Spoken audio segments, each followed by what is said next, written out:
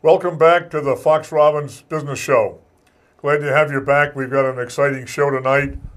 I'm your host, Bill Fox, and the co-host is Cliff Robbins. Cliff? Mr. Bill, how are you? Good to see you again. You're looking trim. Thank you. I'm doing better. This show is all about developing your business. And what we talk about is upgrading existing businesses or starting new businesses in order to create long-term careers and better paying jobs in the marketplace. And this show tonight is, we got a special guest for you tonight that you're going to enjoy very much. But before we get into that, we have some really good news in what are clearly bad economic times. The good news is that small business is crucial to Massachusetts, and Massachusetts knows it, which is great for and to solidify that. Cliff, there are two pretty exciting movements that are going on right now. Two things that are starting up. One is called Cape Cod Focus Group. Mm-hmm. Can you tell us a little bit about that? Yeah, Steve Abbott, the former CEO of Cape Cod Hospital Systems, has gotten himself involved. He's a fabulous leader, and coming out of retirement, so to speak, he's gotten involved with the Cape Cod Focus, and the Cape Cod Focus is going to put forth efforts to assist the small business community. Not sure exactly how yet, but there's going to be some meetings. I'm going to be attending them. And we're going to sit down and see there are 10,000 small businesses on Cape Cod, or a number, something like that. What, 10,000? Yeah, and they want to see what they can do to help those small businesses. Most businesses on Cape Cod employ 20 or less employees. Yeah, so Cape Cod, particularly, in southeastern Massachusetts in general, is really the home of small business. We have one gigantic business. That's the Cape Cod Healthcare. Which That's is the Steve Abbott ran that. And Steve Abbott ran that. Now he's going to turn those fabulous skills of his over to seeing what we can do to help the small business community. Cape Cod Focus was set up by the Cape Cod Chamber of Commerce. They were involved with it, yes. They were involved. They're not the only one. There's a lot of people involved. Well, there are a lot of great people involved. Wendy Northcross, the president of the Cape Cod Chamber of Commerce. I think there's two of her. Everywhere I go, I see a Wendy Northcross, But the Focus is a group, and it is a group of high-level people on the Cape who are going to, they're going to start by analyzing the Cape's needs and opportunities. Right. And that will lead to recommendations and decisions that need to be made among the business community, among government. Exactly, tying the business community together with government and seeing what we can do to do some economic development on behalf of the small business community. So people in the viewing audience ought to feel good that there's some activity that's going on that's very positive. I feel good. And number two, you feel good, that's good. Number two development, Cliff, and you were a part of it. You were in the newspaper. Oh, I was? You're famous. Oh, yeah. Oh, cool. But the number two development was there was an important meeting this week on Wednesday. In fact, yesterday at the town hall, Barnstable Town Hall. Right. And that featured what is called the Massachusetts Office of Small Business and Entrepreneurship. You got it right. I took a shot. And the executive director of whom is Andre Porter. Great guy. Hugely intelligent guy. Hugely intelligent guy. And wired-in guy. I was impressed. But the room had quite a collection of small business people. 60, 70 small business people were there. Who had a commentary about how the state could be more effective in helping them. Right.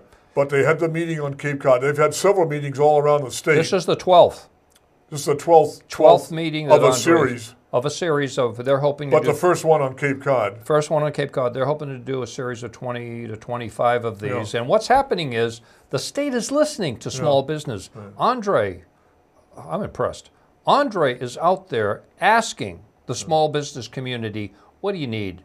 What do you need for us? What do you need from government of the state of Massachusetts? State of Massachusetts, I have a monstrous report here showing that the state of Massachusetts is number one in certain economic indicators in this country as far as this new economy goes. And this is not a show that I could talk to you about a 116-page report, but there's a lot to be happy about what the state government is looking to do for the state of Massachusetts to make this state competitive in this new economy. And Andre Porter and the governor are leading this thing. I just think look, I just want the viewers to know that things are happening. There are good things, there are positive things. A lot of good things happening. So it's not it's not all doom and gloom. Hey, look, Absolutely. And we can talk more about this as we go along. Absolutely. But we want to announce we will. And but I want to move on to the regular feature in our show, which is called Cliff's Notes. And we do that in each and every show to take advantage of the fact that our co-host, Cliff Robbins, is a guy who gets around the state, meets a lot of people, hears a lot of ideas, is always busy advising people on upgrading an existing business or starting a new one, whatever the case might be. Right. Because he's a senior advisor for the Massachusetts Small Business Development Center Network. Right. And whatever. So we're going to take advantage of that on each and every show and have a segment that's called Cliff's Notes. So Cliff, what do you got for us? Well, tonight what I'd like to talk about is something that is happening probably as we're speaking, and that is this bailout, the bailout of the big banks who have screwed up the economy, quite frankly. And we could sit here all night and talk about greed and a lack of government overview. That would be a waste of time. What has happened, and we have to turn this thing around. Now, the government is about to bail out General Motors and Ford and Chrysler. Maybe. But we're talking about bailing out 3 companies that can't seem to make a profit. Toyota operates, I don't know how many plants in this country, and they make a profit. They're doing just fine. It's just that these 3 manufacturers have never seemed in the last 20 or 25 years to be able to really sustain these companies and run the company the way the company should be being run right now. I was talking to some folks at the Greater Boston Manufacturing Partnership, and they were saying how General Motors and Chrysler, they do this thing called a push economy, where they push cars, they manufacture SUVs, they stick them on lots, and then they push them on the public, and the public doesn't want the darn cars. If Falmouth Toyota sells a blue Toyota Corolla, the Toyota factory, wherever it is in the United States, makes one. They wait for the car to move. They operate on a pull philosophy. They understand all of the modern manufacturing techniques, Six Sigma, lean manufacturing, and this show isn't nearly long enough to go into all of these issues. But Toyota seems to know how to run a company. This isn't just a Japanese company. These are Americans. I think there's 1 million people working for Toyota in this country, and they made $12 billion last year. Why? Because they know how to run the company. And we're going to bail these people out that don't know how to run the company.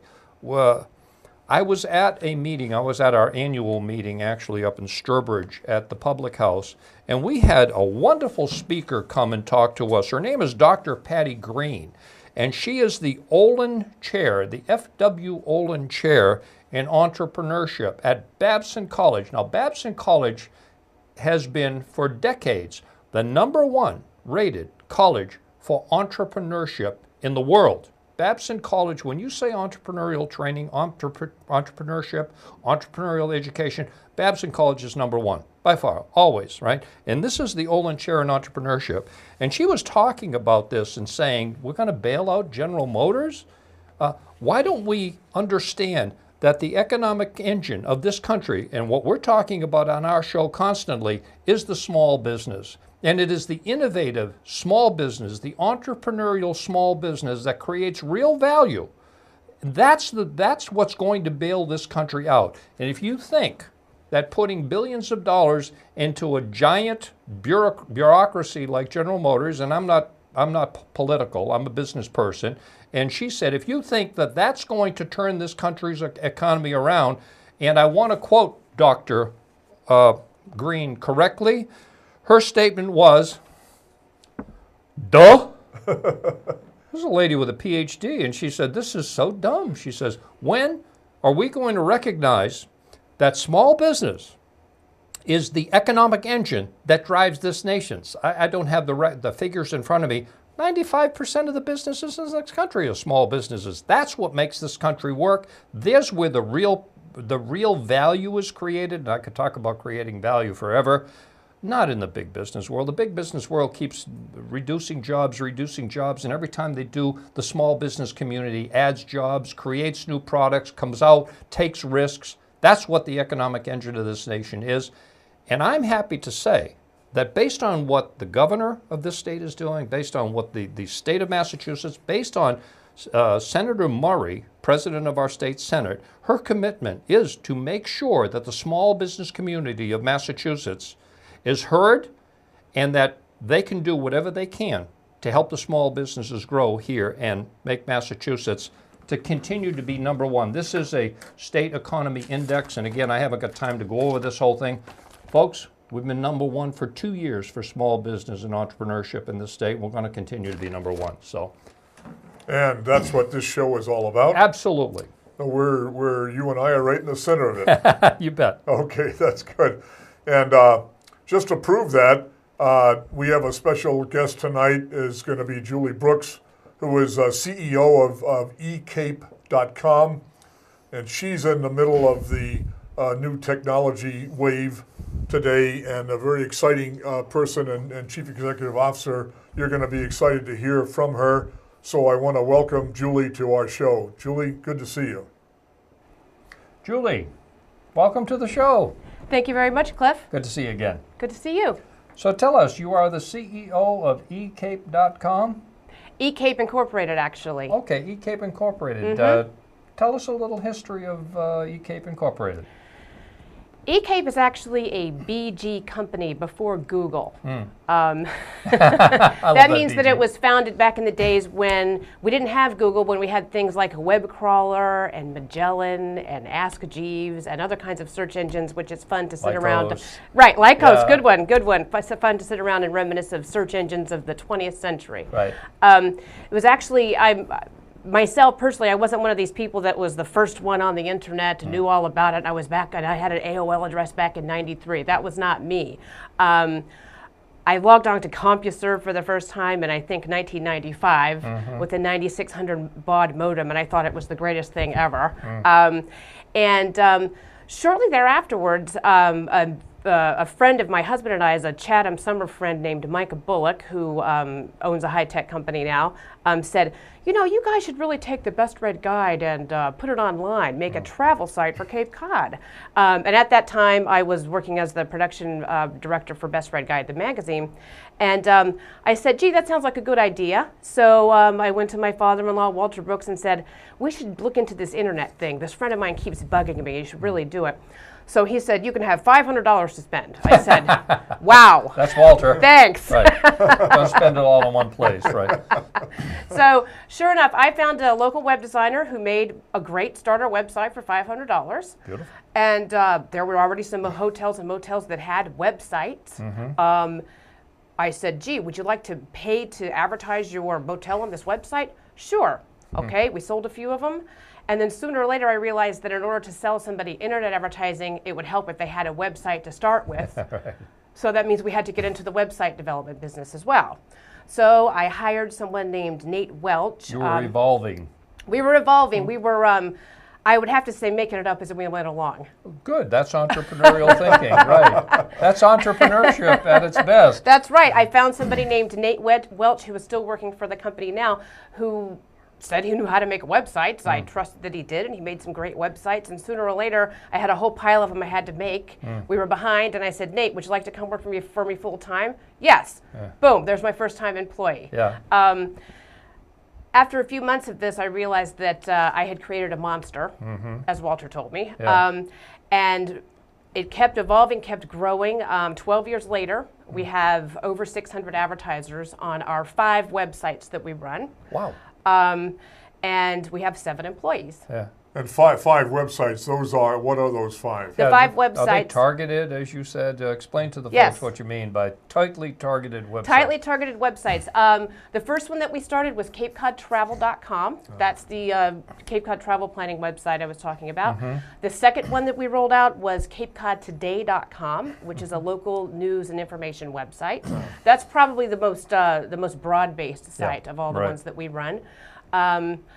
Next, we actually acquired, we did not start, but we bought the website weddingsonCapeCod.com, along with gayweddingsoncapecod.com. We recently launched the website CapeCodKids.com. That was back in October, Cape Cod Kids with a Z. We are going to launch a website, CapeCodPets.com, in late February, excuse me. The rest of the websites that we're going to launch for 2009 include foodandwinecapecod.com in May, and then in September it's going to be CapeCodSeniors.com and CapeCodHealthAndWellness.com. So if I want to sell my products to seniors and I want to tightly target those seniors, what better place than to talk to the seniors that go to CapeCodSeniors.com? CapeCodSeniors.com. It's an easy domain to remember. Right. Google loves it. The whole strategy behind launching all these targeted websites is so that advertisers, small businesses on the Cape, even talking about small businesses, many of whom do not have a huge advertising budget. And one thing that's great about internet advertising is that you're not paying for dead trees and gasoline. Right. And in fact, you don't even have to pay big bucks to be on a big, broad-based website such as Boston.com or something like that, where the advertising can run into thousands and thousands of dollars. Instead, what you should be doing is, and a perfect example right now is weddingsonCapeCod.com. If you are a photographer or a florist or a reception place, you can advertise on weddingsonCapeCod.com, because what happens is if a bride off Cape Googles Cape Cod weddings, this website, weddingsonCapeCod.com, comes up number 1. The SEO picks it up, search engine optimization picks it up right away, and up you come. So you kind of need to be there. It's an affordable option. Most of our website advertising is less than $500 to $700 a year for a business. Any business can afford $500 to $700 a year. Yes, they can. To reach their targeted audience. Yes, they can. You yes, bet. they can. And if they're not, they shouldn't be in business. I would. No, see, I would think so. We can help them stay in business. Yeah, that's right. Well, that's there's a lot of people out there that want that help today, because they're very concerned about what's going on in the economy. And I keep telling people, there's a lot of opportunity out there. You're not the de facto standard in your little small business. And if you do the right things now, guess what? You'll be beautifully positioned, because this too shall pass. It's going to take a year or two. I don't know. I'm not an economist. But it will turn around. But if you do the right things now, then you'll be in you'll be fine shape when this thing does turn around, and you can make money right now. I think you're completely right, Cliff. I agree with you. One thing that I found as far as the downturn in the economy over the past year or so, maybe over the past 2 years, is that businesses have been forced to look at their marketing budget and say, gee, I'm running this print ad in that publication. I don't really know how many people saw it. I'm not sure if it's working for me. I can't really tell.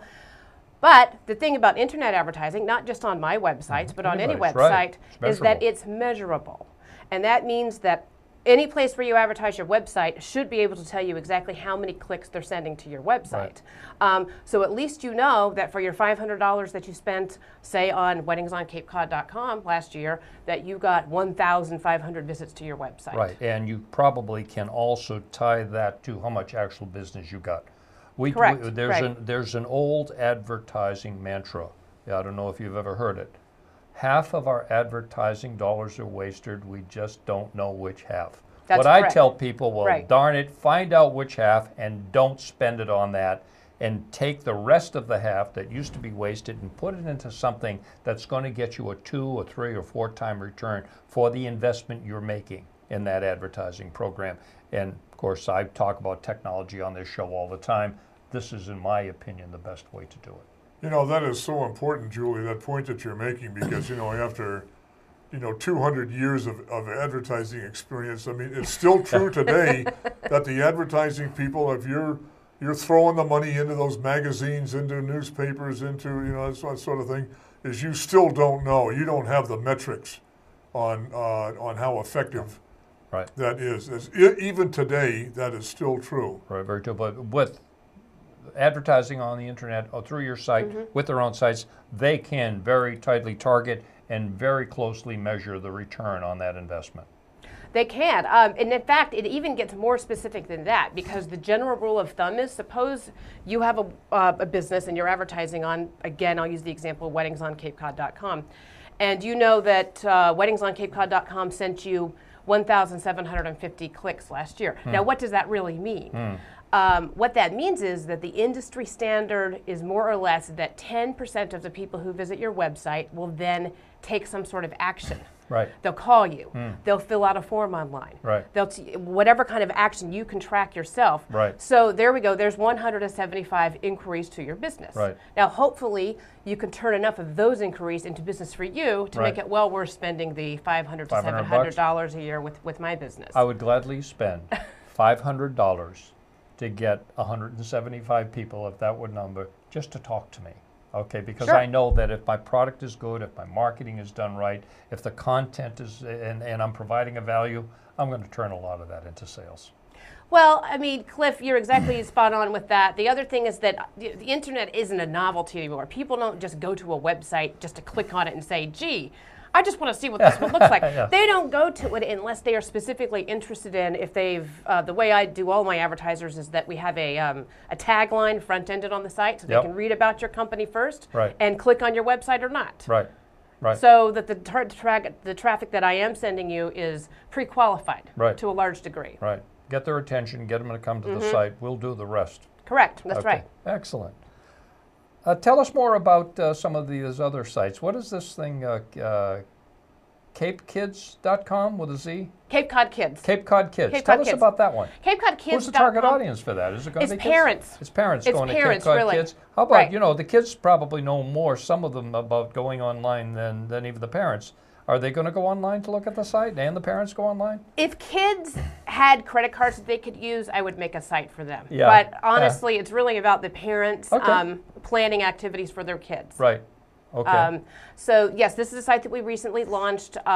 It also fills a very a need that I saw as a parent myself. I have 2 children, age 8 and 10, Right. and I noticed that there was no central place on the web for parents to get particularly calendar information. Right. Every single thing that's What's going on. What's going on all over the Cape that has to do with kids. Yeah. Where's a place where I can find links to every school on Cape Cod, Right. every daycare, Right. every summer camp, Right. every place to have a birthday party. Right.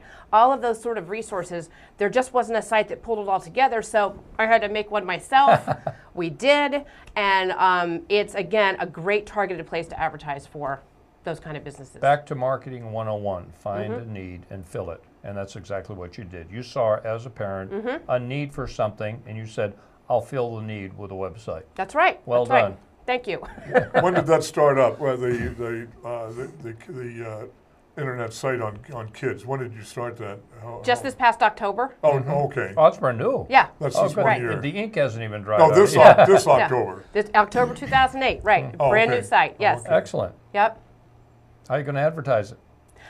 Really what we do is we do Google pay-per-click. Aha. Because what we want to do is we are #1 if you do a Google search for Cape Cod Kids. Right. And so we have paid for that #1 position. Okay. And once our site becomes better known on the search engines and it comes up higher on searches on its own, that takes a few months. Right. Then maybe we won't have to do pay-per-click anymore. Exactly. Then you But can really, pull it. search is what drives traffic to websites. Usually does. It usually does, as opposed to print advertising. So. Absolutely, absolutely. Because people SEO. are, you know, if you could take on an ad that says Cape Cod Kids, Right. they're in their car, they're not in front of their computer. Right. And if you really think they're going to remember the domain name and go and type it in, because I know I don't remember these things, so I figure nobody else does either. I don't. No, nobody does. So, but if somebody's doing a search on Google or Yahoo for Cape Cod Kids or Cape Cod Kids activities, this site comes up. Right. And then maybe they'll save it on favorites, hopefully. That would be great. But That's it doesn't right. That's matter. the They aim. can still Right. go to Google and type and take Cape Cod Kids with an S, and will you come up? It's Cape Cod Kids with a Z, Will actually. your site come up Yeah, if we put in it Cape says a Cod Z. Kids with an S? No, it won't. It won't. No, it won't. So I you can don't. put I it don't in own Z. that domain. Yeah. No. Another way is that our broad-based sites, such as CapeCodToday.com, has a prominent link to Cape Cod Kids in several places. So Okay. that's another big source of traffic for us. Excellent. So what's coming down the pipe in the future? Well, I mean, a new you're one, so one of the entrepreneurial. other newer one you said it's for seniors, or, you know, for senior persons. The next one we're doing is, believe it or not, it's a huge market on the Cape, CodPets.com. Oh, pets. Again, this is not for the pets to go online and use, kind of like with the you kids. don't expect the dogs to We don't actually go to the expect them computer. to, Okay, and they good, don't have yeah. any money, right? That's true, they don't, yeah. But the pet owners have money, and they spend a lot of money It's hard to on their type with pets. those big paws, too, It is. I noticed, yeah. It is. But we've noticed that there are an unbelievable number of pet-based businesses on the Cape. You must know this from your work with small businesses, Cliff. Absolutely. There are quite a few. Now, you know, that was mentioned a year ago at the so-called economic summit Right. of the Cape Cod Chamber, and this guy Peter Francis, you and I have talked Right. about him. He talked about a lot of subjects. One of the things he brought up was that the number of of pet stores or pet facilities, or whether kennels or stores Right. or other Yeah. things, All of them. related to pets, Yeah. as Pet a ratio to the population is higher on the Cape than anywhere else. That's because we have all these sort of early-ish retirees who move here from elsewhere. So they come here, the kids have grown up. Yep. They lived in the city, now they have room for a dog. They get a dog, they get another dog, they get a cat. Actually, something that you might not know, we're going to be doing a story on this on Cape Cod Today shortly. I was talking to a couple of animal shelters, and a lot of their dogs that they adopt out Yep. are from off Cape. They have to import dogs down here. Because the demand is so high The for demand is dogs. high. Right. And Cape Cod is a relatively affluent area where people are responsible about spaying their pets. Right. So the dogs come from New Bedford, they come from down south, they come from a lot of different places. Also, I don't know, is it on your site? You know, it is something that we've heard about in the last couple of years, is custom dogs. You heard about that? Oh, designer dogs. Designer Right. dogs? Right. I mean, that is so Labradoodles and this a doodle and that a doodle and Parasite Rottweiler and doodles. stuff, yeah. Sure. Tell us a little bit about the Cape Cod seniors, because we're aware that there's a very large senior population on Cape Cod and growing. This site is going to be targeted really not at your seniors who are on their way to assisted living, so to speak, but your you maybe recently relocated seniors, Right. the active seniors. Yeah. The same sort of population that a print publication such as Primetime or Okay. Vitality might target. Right. 60 and above or Correct. something, if you were talking about an age demographic. Right. And all of the sites that we're launching, by the way, including the sites that we've already launched, are shortly going to be enabled with social networking, so that you'll be able to have an account and a profile on CapeCodSeniors.com or CapeCodPets.com or Cape Cod Kids, all of our sites, very much like Facebook, MySpace, Right. all of those sites, but on a more localized version. And a very tightly targeted audience that are seniors that are on Cape Cod and want to do a little social networking. Tell us just quickly a little bit about social networking aspect. Well, social networking is, I would say, has been overhyped to some extent, but it is definitely here to stay. Right. And the reason why I'm enabling this on all of my websites is, number one, I want this to be a daily destination for people. I want them to spend more time on the websites and less time watching TV. So social Fabulous. networking is a way to replace that. Julie, it's been a pleasure having you on the show. Thank you so much. You and Walter are truly what I call an entrepreneur, and I don't use the term lightly. Thanks very much, Cliff. Thanks a lot. Thanks, Thank you. Bill. Thank you for being on the show. And thank you for watching the show. You can see if you missed any part of this show or any previous shows, you can go to capemedia.org. You can also send us a message on foxrobbins@gmail.com. Also, our director, David Major, uploads our show to the video library on Google. And so we're getting around the circuit ourselves. We'll be on Cliff. YouTube soon. We'll be on YouTube soon. And that's great. And thank you very much to David Major and to the people at the Cape Cod Community Media Center for helping make this show possible. And we will see you next time.